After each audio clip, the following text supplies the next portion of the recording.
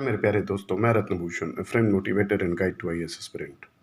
International motivational speaker, leadership trainer, CEO, coach, political strategist and policy advisor.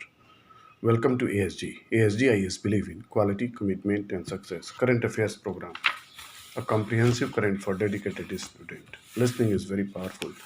दोस्तों, शुरू करने से पहले मैं आपसे निवेदन करूंगा, आग्रह करूंगा, शेयर करें, सब्सक्राइब करें और लाइक करें और इस न्यूज़ को बार बार सुनें। जो इम्पोर्टेंट होगा उसे मैं रिपीट करूंगा। आज का जो थॉट है,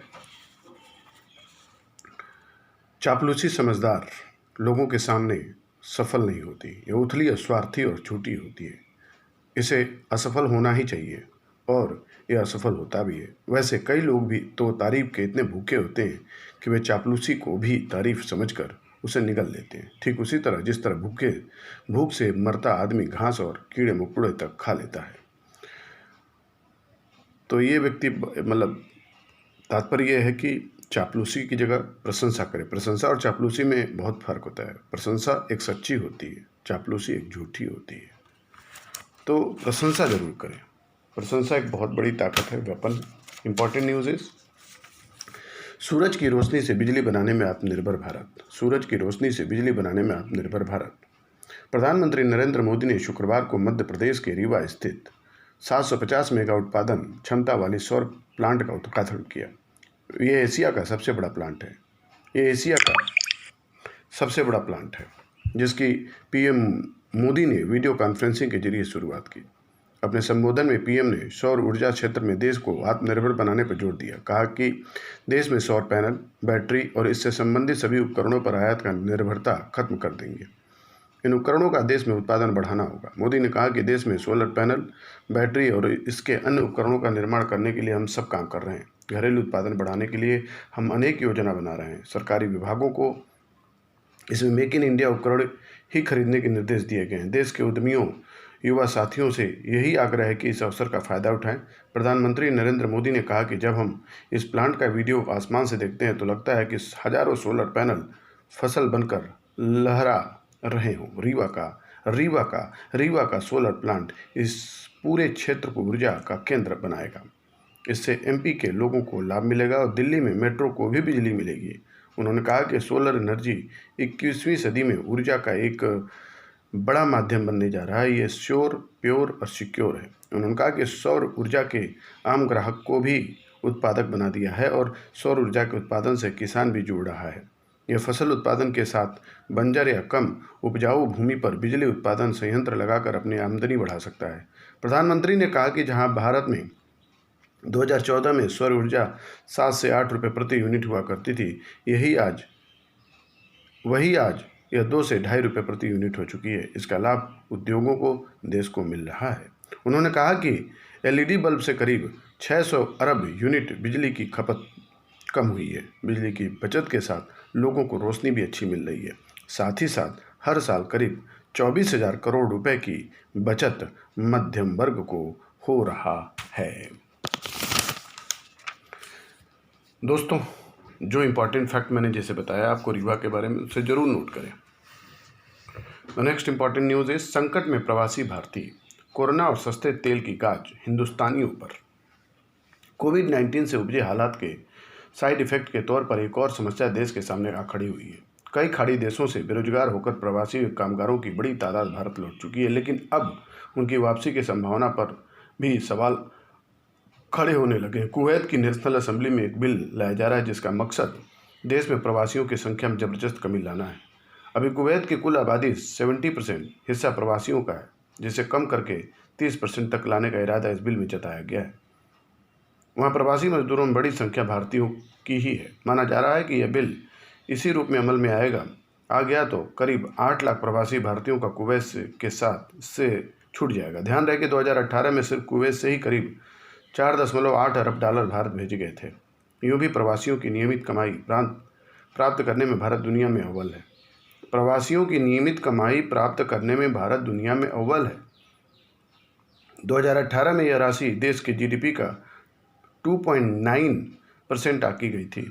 अभी कोरोना और तेल कीमतों में गिरावट के मिले जुले प्रभाव का नतीजा यह देखने को मिल रहा है कि प्रवासी भारतीयों पर चौतरफा संकट आ पड़ा है। बिल भले कुवैत में आ रहा हो, पर समस्या कुवैत तक सीमित नहीं है। सारे खाड़ी देश कोरोना और सस्ते तेल की दोहरी मार झेल रहे हैं और समाधान प्रवासियों की संख्या घटाने में देख रहे हैं। हालांकि यह कोई नई बात नहीं है। जब भी इन देशों पर कोई आफत आती है, सबसे पहले उनकी नज़र बाहर से आकर काम कर रहे लोगों पर की जाती है। यह अलग बात है कि इससे उनकी बीमारी का कोई अस्थायी इलाज नहीं निकलता। सऊदी अरब सबसे पहले ऐसे उपाय घोषित करने वाला देश रहा है। 1975 में यहाँ कुल कामगारों में 75% मूल निवासी और 25% प्रवासी थे, पर 40 साल बाद 2015 में प्रवासी कामगारों का परसेंटेज घटने के बजाय बढ़कर 57% हो गया। ऐसा सिर्फ सऊदी अरब में नहीं, तमाम खाड़ी देशों में हुआ है। कतर और संयुक्त अरब अमीरात में 95%, कुवैत में 86%, ओमान में 81%, बहरीन में 73% कामगार दूसरे मुल्कों के हैं। ऐसा सिर्फ सऊदी अरब में नहीं, तमाम खाड़ी देशों में हुआ है। कतर और संयुक्त अरब अमीरात में 95%, कुवैत में 86%, ओमान में 81% और बहरीन में 73% कामगार दूसरे मुल्कों के हैं।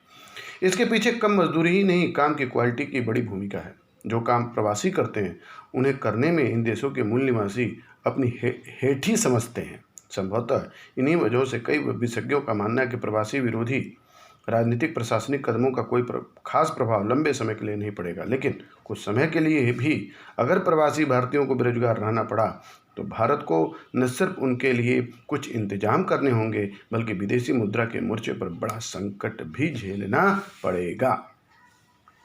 Sources Hindu newspaper, the source is Navbharat times. CBSE पाठ्यक्रम में बदलावों को लेकर दुष्प्रचार करना ठीक नहीं, राजनीति का मोहरा न बने शिक्षा। इस आर्टिकल को लिखने वाले व्यक्ति हैं केंद्रीय मानव संसाधन विकास मंत्री श्री रमेश पोखरियाल निशंक।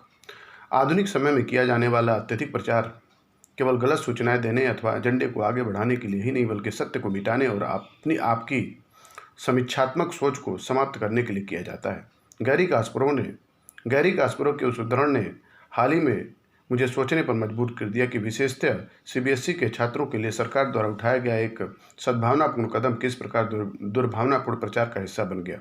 यह दुखद है कि शिक्षा ऐसी तुच्छ राजनीति का शिकार होती है जहां लोगों का निश्चित वर्ग हमेशा सरकार के दूरदर्शिता पूर्ण कार्यों की भर्त्सना के साथ साथ हमारे युवा शिक्षार्थियों के मन में भय और भ्रम पैदा करता है। इस अभूतपूर्व महामारी ने मंत्रालय के समक्ष चुनौती प्रस्तुत की कि सरकार छात्रों को न केवल गुणवत्ता युक्त शिक्षा प्रदान करे, बल्कि उनके लिए एक तनाव मुक्त वातावरण बनाने पर ध्यान केंद्रित करे। इस दिशा में मंत्रालय अपने छात्र समुदाय से संबंधित सभी मुद्दों के प्रति जागरूकता अपनाते हुए संबंधित उपायों के लिए अथक परिश्रम कर रहा है। अवकाश के दौरान भी बच्चों के लिए मध्याह्न भोजन का प्रावधान करने, आंतरिक मूल्यांकन के आधार पर छात्रों को अगली कक्षा में प्रोन्नति करने, कक्षा 12 के छात्रों को चयन का अधिकार देने और भारत में ई लर्निंग को बढ़ावा देने जैसे अनुकरणीय निर्णयों को लेने और उनका समर्थन करने के लिए मैं मानव संसाधन विकास विभाग के टीम पर गर्व का अनुभव करता हूँ। हाल ही में सीबीएसई बोर्ड के पाठ्यक्रम के संशोधन को लेकर सामाजिक राजनीतिक आवश्यकताओं और आकांक्षाओं से प्रभावित आरोपों की झड़ी लगा दी गई। कुछ निहित स्वार्थ से ग्रस्त लोग सार्वजनिक तौर पर उपलब्ध निर्देशों को पढ़ने और समझने की बजाय पाठ्यक्रम की तर्कसंगत व्याख्या के लिए इसकी आलोचना कर रहे हैं। यह क्या है और इसे क्यों किया गया? छात्रों, अभिभावकों, शिक्षकों से प्राप्त अनेक अनुरोधों को ध्यान में रखते हुए सीबीएसई को पाठ्यक्रम संशोधित करने और कक्षा 9 से 12 के छात्रों पर पाठ्यक्रम के बोझ को कम करने की सलाह दी गई। हालांकि पाठ्यक्रम को 30% तक कम किया गया है, परंतु यह सुनिश्चित करना विद्यालयों प्रमुखों शिक्षकों का दायित्व होगा कि कम किए गए शिक्षकों को भी विभिन्न विषयों से जोड़ने के लिए आवश्यक जानकारी हेतु छात्रों को समझाया जाए। महामारी से शिक्षा के समय की हानि के कारण यह कदम 2021 में होने वाली वार्षिक परीक्षाओं में छात्रों का बोझ कम करने के एकमात्र उद्देश्य के तहत उठाया गया है।